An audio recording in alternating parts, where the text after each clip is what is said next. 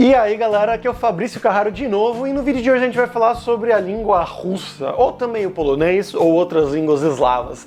Na verdade vai ser sobre a gramática dessas línguas eslavas, que a galera geralmente tem bastante medo nem de chegar perto, principalmente o russo, né, que olha aquelas letrinhas meio bizarras, o que é isso, não consigo entender nada, mas por um lado é mais fácil do que vocês pensam, por outro é bem mais difícil do que vocês pensam.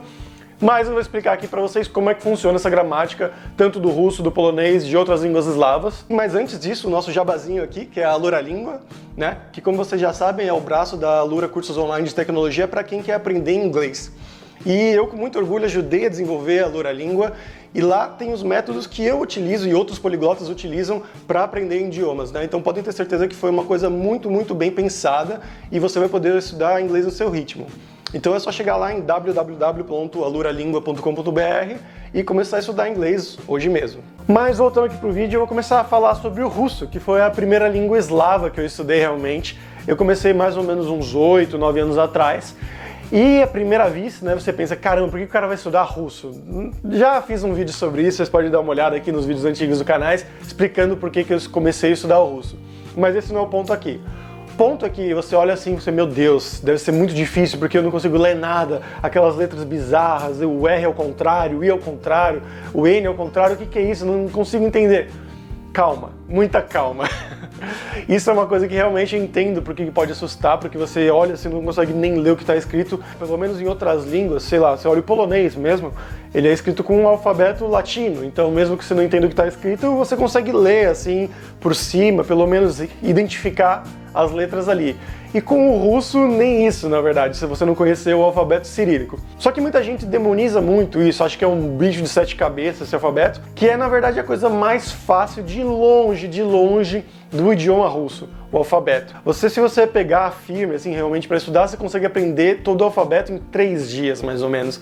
Porque quase metade das letras são exatamente iguais às letras do alfabeto latino, algumas com o mesmo som, inclusive, outras mudam um pouquinho o som, e outras a gente já conhece, às vezes, do alfabeto grego, das aulas de física, de matemática, né? Então você só reconhecer uma forma ali, você já consegue ler as coisas que está escrito, começa a escrever, geralmente, sei lá, o seu nome, o nome da sua mãe, do seu pai, de algum ídolo seu, depois de um tempo você já tá craque no alfabeto. Isso é uma coisa que no máximo, estourando em uma semana, você aprende. O problema vem, na verdade, depois disso, que é quando você começa a ir mais a fundo na língua russa, na gramática principalmente, que esse é o verdadeiro bicho de 7 cabeças para quem tá começando, que vem de uma língua como português ou outra língua latina, como espanhol, italiano, assim por diante, que é a gramática deles funciona de um jeito bem diferente do nosso. Para começar, eu vou começar falando sobre os casos, que isso é uma coisa que você fala, o que é isso? Não faço a menor ideia. Talvez quem já estudou alemão saiba o que se trata, ou latim, mas é uma particularidade dessas línguas e do russo e das línguas eslavas também como um todo. O caso é mais ou menos como você identificar na escrita a função sintática daquela expressão, daquela frase, daquela palavra e assim por diante. O que isso quer dizer? Lembra aquelas aulas de gramática do colegial que você tinha que fazer análise sintática, que isso aqui é o sujeito, verbo, predicado, objeto direto, objeto indireto, sei lá o que? É mais ou menos isso, só que eles declaram isso na escrita. Ou seja, se a mesma palavra, sei lá, um substantivo, um adjetivo ou expressão, se ela estiver no sujeito, ela vai ser escrita de uma forma. Se ela estiver no objeto direto, por exemplo, né, no predicado, ela pode ser escrita de uma outra forma, dependendo do verbo ou dependendo da função que ela está cumprindo ali dentro. E isso é uma coisa bem complicada para a gente entender, na verdade, porque, sei lá, em português ou mesmo em inglês, eu quero um carro, I want a car. Né? Você fala as coisas diretamente, elas não mudam. A única coisa que vai mudar é plural, né? Então eu quero 2 carros, né? Então a palavra carro muda para carros. Você bota o S no final e você conjuga o verbo. Isso é tranquilo, que a gente já está mais que acostumado. Já em russo ou polonês ou outras línguas eslavas, não é bem assim. Como eu falei antes, dependendo de onde ela estiver na frase, da função sintática daquela palavra, daquela expressão, ela vai ser escrita de um jeito diferente. Um exemplo que eu sempre dou quando me perguntam, né, sobre Rússia e assim por diante, é a palavra Moskva, que é como se diz Moscou, né, a cidade de Moscou, capital da Rússia, é como se diz em russo, Moskva. E aí você está falando simplesmente, ela está no sujeito, né, ou você está falando simplesmente o nome da cidade, ela é assim, Moskva, é assim que você vai encontrar ela no dicionário. Isso é chamado caso nominativo. Uma outra palavra que também dá para ver essa diferença é a palavra carro, que em russo vai ser machina. Então, carro, machina. Também no nominativo, que é no sujeito ou no dicionário. Já se você estiver indo para Moscou, a palavra Moskva, né, Moscou, vai estar no objeto da frase e aí ela muda, porque a gente vai usar o caso acusativo, que é um outro caso para objeto direto, geralmente, que aí ela vira Moskvu. Então, Moskva vira Moskvu. Então, a frase eu vou ir para Moscou fica Я поеду в Москву. Então, muda o Moskva para Moskvu. Mesma coisa, eu quero um carro, que eu falei antes, né? Carro é machina. Então, Я хочу, eu quero. Então, Я хочу машину. Então, machina vira machino, porque está no objeto direto. Então, Я хочу машину. E esse foi o caso acusativo. Então, a gente já conhece dois, o nominativo e o acusativo. Existem mais 4. Em total, 6 casos na língua russa. Um outro caso que eu posso exemplificar aqui é o caso genitivo, que ele é usado geralmente para indicar a origem de alguém ou de algo, junto com a preposição is, ou então também para indicar a posse, que a gente indicaria em português com a preposição de. Então, por exemplo, a chave do carro. Então, continuando nos exemplos que a gente deu antes, então, Moskva, Moscou. Se você vai falar eu sou de Moscou, você tem que falar Я из Москвы. Então não é nenhum I, é um I, que é uma letra que não existe em português nem em inglês, é uma letra, um som diferente que só existe em russo e algumas outras línguas eslavas, até que existe no português de Portugal. Em português brasileiro não existe muito, esse Então nesse caso, no caso genitivo, a gente muda Moskva, né, Moscou, para Moskvy, com esse I no final. Ou no outro exemplo, né, o carro, machina, a gente vai falar, por exemplo, a chave do carro, ключ, машины. Então, novamente, esse A vira um I no final. Bom, agora vocês já conhecem 3 casos, né? O nominativo, que é o do dicionário, o normalzão, no sujeito, o acusativo, que geralmente é para objetos diretos, e o genitivo, que é para posse, origem, com algumas preposições específicas, alguns verbos também. Isso é uma coisa que é bem chatinho em russo, que você tem que sempre se acostumar a lembrar dessas coisas, porque vai mudar o substantivo, nesse caso, machina, Moskva, e vai mudar também os adjetivos. Então, por exemplo, a palavra novo em russo, no feminino, né, porque machina é uma palavra feminina, que é o carro, vai ser novaya. Então, novaya machina, um carro novo. E aí você vai mudar, por exemplo, eu quero um carro novo. Você vai falar Я хочу, eu quero.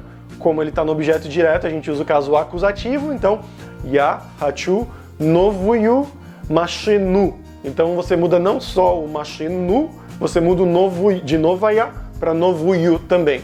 E isso vai acontecer para muitas coisas na língua russa, para adjetivo, para substantivo, e aí você tem que saber se vai ali o caso acusativo, o caso genitivo, dativo, que são os outros, né, instrumental, e assim por diante. Então eu acho que essa é a primeira dificuldade maior quando você está começando a estudar um russo, por exemplo, ou um polonês, porque você tem que saber exatamente qual que é o caso que tem que ser usado ali e saber como mudar dependendo de qual caso for, como mudar o seu substantivo ou o seu adjetivo e assim por diante. Uma outra coisa da gramática russa, polonesa e etc. também, que é bem chata, é a questão de aspecto verbal. Porque em português, por exemplo, a gente tem um monte de tempos verbais. Então a gente tem, né, pretérito perfeito, pretérito imperfeito, pretérito mais que perfeito, subjuntivo, caramba, 4. Em russo, eles têm muito menos. Eles têm 3. Presente, passado e futuro. Só 3. Só que como isso talvez fosse muito pouco para expressar tudo o que eles quisessem na língua russa, na língua polonesa e assim por diante, eles fizeram o quê? Dividiram isso em 2. Então, cada verbo que você for aprender praticamente vai ter 2 variantes, pelo menos 2 variantes, mas em geral são 2 mais básicas, mais simples que você tem que saber. E aí uma delas vai ser o imperfeito, ou imperfectivo, que aí ele vai ter o presente normal, o passado, que vai ser mais ou menos como o nosso pretérito imperfeito, que é eu fazia, eu corria, assim por diante, e o futuro contínuo, né, que é um futuro que é uma coisa que você vai fazer muitas vezes, com repetição. E do outro lado eles vão ter o perfeito ou perfectivo, que não tem presente. O presente elimina, porque o presente é só estar aqui, mas tem o passado perfeito, que é uma coisa mais pontual, geralmente, e o futuro perfeito, que também é a mesma coisa, uma coisa mais pontual, uma coisa que você vai fazer uma vez, vai fazer amanhã. Então, para cada verbo nosso em português, a gente vai ter que aprender pelo menos 2 verbos em russo. Então, por exemplo, o verbo comprar. No imperfeito vai ser покупать, e no perfeito vai ser купить. E você tem que saber os dois, porque as duas coisas vão ser usadas. Se você está comprando agora, você vai ter que usar o presente, que está aqui, que é o Pakupati e a Pakupayo. Se você for comprar algo amanhã, ou você quer comprar algo no futuro uma vez só, você vai usar o futuro perfeito, porque é o futuro pontual. Então é o Kupit e o futuro vai ser Kuplyu. E assim por diante. Então, para todos os verbos vai ser mais ou menos assim. E isso é uma coisa que pode parecer muito chata, e é. Na maioria dos casos é mais ou menos fácil identificar qual você tem que usar nesse caso ou não, mas tem alguns casos quando você vai usar dois verbos juntos ou em orações separadas, assim, aí é um pouco mais complicado você saber qual verbo usar aqui, qual verbo usar aqui, qual forma do verbo, na verdade. Mas, novamente, pensando pelo lado positivo, são só 3 formas: presente, passado, futuro. Não existe mais que perfeito, imperfeito, subjuntivo, não existe nada disso. É só o indicativo normal, mas aí com essas 3 formas dos 2 verbos que você vai ter que aprender. Esse vídeo aqui definitivamente não é para te desmotivar, você que começou agora a aprender russo, polonês, servo-croata, búlgaro, seja lá o que for. Pelo contrário, é só para você entrar nisso de cabeça sabendo o que você vai encontrar, sem ter surpresa e falar, meu Deus, o que é isso? Eu não sei, nunca ouvi falar sobre isso. Então são as coisas principais da dificuldade desses idiomas eslavos. Então os casos, que em russo são 6, em polonês aí são 7, na verdade, e essa coisa de aspecto, que aí você vai ter que aprender 2 verbos para cada verbo que você conhece já em português, e é a questão de vocabulário, né? Você vai ter que memorizar esse vocabulário de alguma forma. Mas vale a pena, eles são idiomas muito legais, eu me divirto muito. E eu sei que pode parecer bem complicado e chatinho até no começo, só que vai começar ficando mais e mais divertido conforme você for conhecendo mais pessoas, porque isso vai abrir um mundo gigante para você. Só com o russo, você pode falar com pessoas da Rússia, da Ucrânia, de Belarus, do Cazaquistão, Quirguistão, Turcomenistão, aquela região inteira ali. Estônia, algumas pessoas falam russo, da Letônia. Então é uma região enorme. Ou então na Polônia, que tem acho que 40 milhões de pessoas. Só com o idioma você aprendendo, você já consegue falar com aquelas pessoas. Então vale muito a pena aprender, seja russo, seja polonês, seja servo-croata, que ali também já dá a região dos Balcãs inteira, né? Sérvia, Croácia, Montenegro e assim por diante. Então eu espero que vocês tenham gostado do vídeo, que vocês vão adiante para aprender russo, polonês, ou seja lá qual língua eslava você estiver aprendendo. E por hoje é isso, galera. Até a próxima. Falou!